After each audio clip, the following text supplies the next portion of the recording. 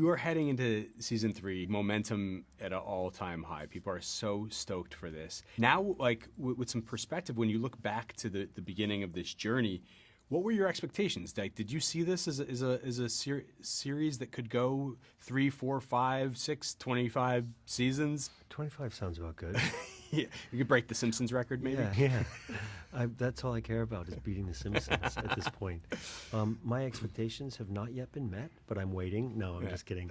I think everyone's has been surpassed, but to no real surprise because it was so clear to me that Jon Favreau and Dave Filoni knew what they were doing and put their entire hearts into it, as did the hundreds of crew members, cast members, and everyone behind the show. So that level of dedication is exactly why people have such a wonderful show to watch. Mm-hmm. We saw Luke show up, obviously at the end of season 2, such a memorable sequence of events.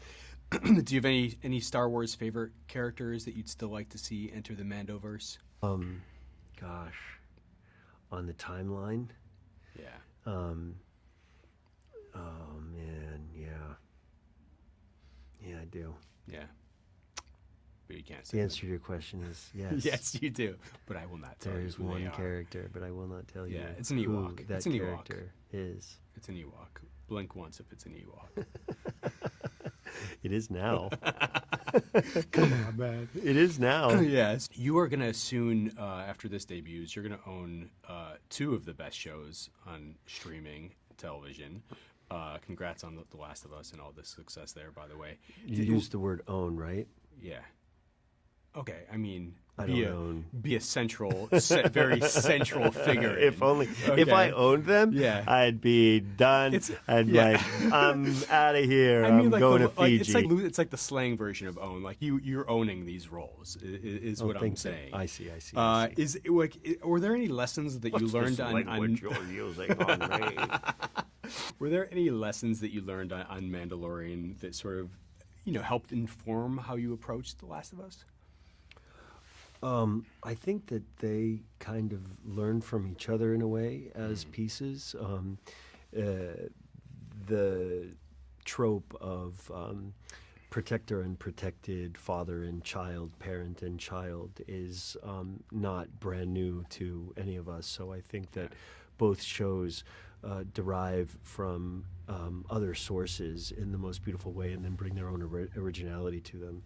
It's so often I see so much Ridley Scott in a lot of what John and Dave do with The Mandalorian, and I see that Neil Druckmann's game that was released in 2013 has drawn so much inspiration from things thereafter. So it's just this interesting synchronicity and influence that I didn't even realize that I was under. Yeah.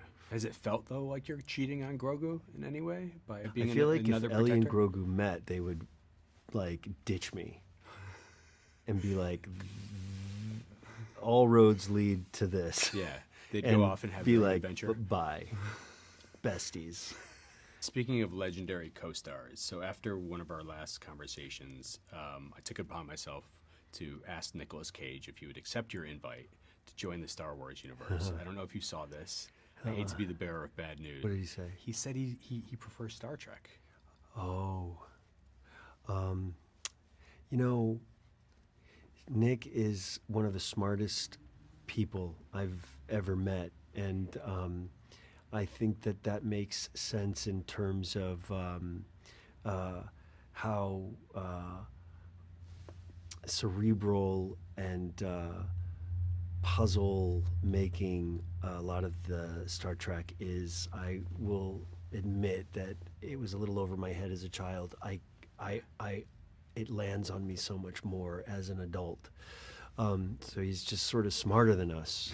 That doesn't mean that you would have to prefer Star Trek over Star Wars, because you can have both, absolutely. Yeah.